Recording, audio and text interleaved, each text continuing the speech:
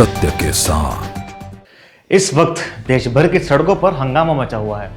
एक तरफ लाखों मजदूर यूनियन हैं जो नए लेबर कोड्स के खिलाफ खुलेआम विरोध कर रहे हैं, और दूसरी तरफ सरकार है जो इन कानूनों को देश की तरक्की का रास्ता बता रही है।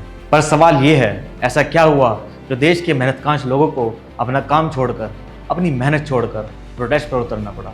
क्यों ये नए कानून उन्हें अपने अधिकारों पर सबसे बड़ा हमला लग रहा है? आइए जानते हैं इस वीडियो में कि इन नए कोड्स के ये वो कौन से सीक्रेट क्लॉजेस हैं जिन्होंने देश के लेबर सिस्टम में एक नया संकट पैदा कर दिया है।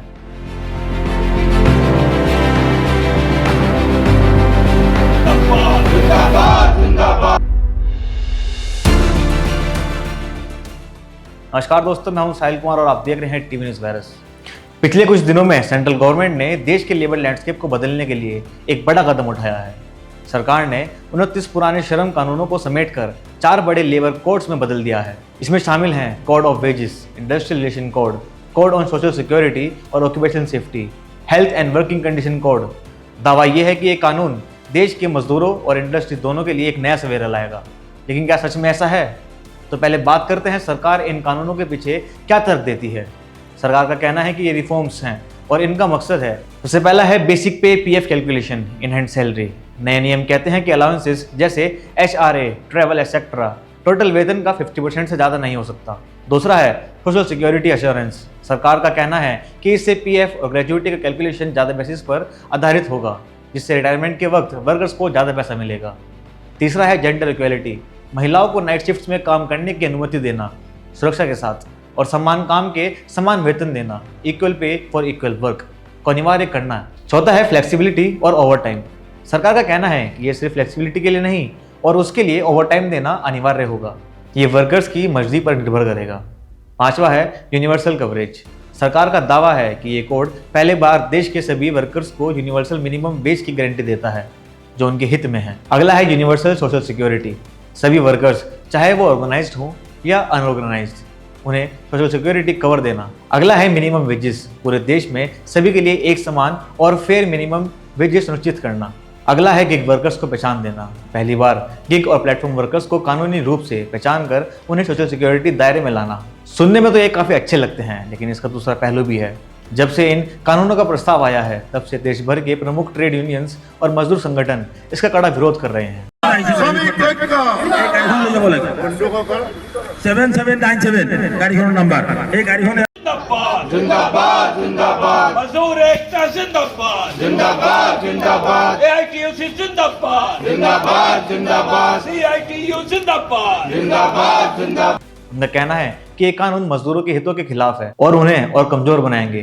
क्या ट्रेड यूनियंस का डर की वजह जायज है? चलिए देखते हैं। ट्रेड यूनियंस और विरोधियों के मुख्य रूप से 5 बड़े मुद्दे हैं जिन पर वो कड़ी आपत्ति जता रहे हैं। सबसे बड़ा डर है हायर एंड फायर पॉलिसी को लेकर। इंडस्ट्रियल रिलेशन कोड में सरकारी अनुमति के बिना ले ऑफ या कंपनी बंद करने के लिए वर्कर्स की सीमा 100 से बढ़ाकर 300 कर दिया गया है। पहले 100 से ज़्यादा वर्कर वाली कंपनीज को ले ऑफ या क्लोजर के लिए सरकार की अनुमति लेनी पड़ती थी।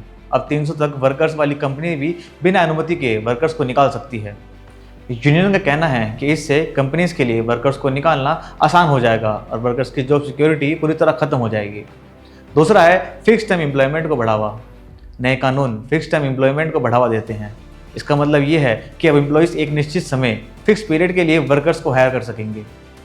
फिक्स टर्म एम्प्लॉय को भी परमानेंट एम्प्लॉय के बराबर बेनिफिट मिलेंगे, ऐसा सरकार का दावा है। ट्रेड यूनियंस का डर है कि इससे कंपनीज अब परमानेंट एम्प्लॉयज़ रखने की बजाय बार बार फिक्स टर्म पर वर्कर्स को रखेंगी, जिससे उन्हें लॉन्ग टर्म सिक्योरिटी और बेनिफिट नहीं मिल पाएंगे। तीसरा है राइट टू स्ट्राइक पर रोक। इंडस्ट्रियल रिलेशन कोड में हड़ताल करने का अधिकार पे रोक लगा दी गई है।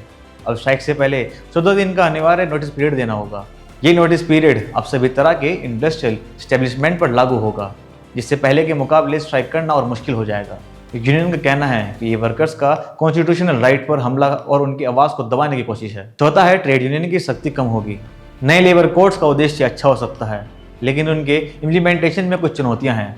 सरकार को ट्रेड यूनियंस के कंसर्न को गौर से सुनना होगा और एक माध्यम मार्ग निकालना होगा जो उद्योग और मजदूर दोनों के लिए फायदेमंद हो।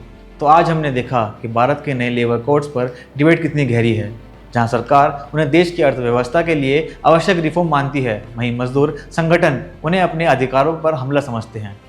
आने वाला समय ही बताएगा कि ये कानून किस दिशा में जाते हैं और इनका असली असर क्या होता है।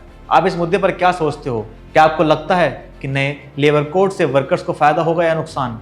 अपनी राय हमारे कमेंट सेक्शन में जरूर लिखें। जुड़े रहिए हमारे साथ ऐसी खास पेशकश के लिए। नमस्कार।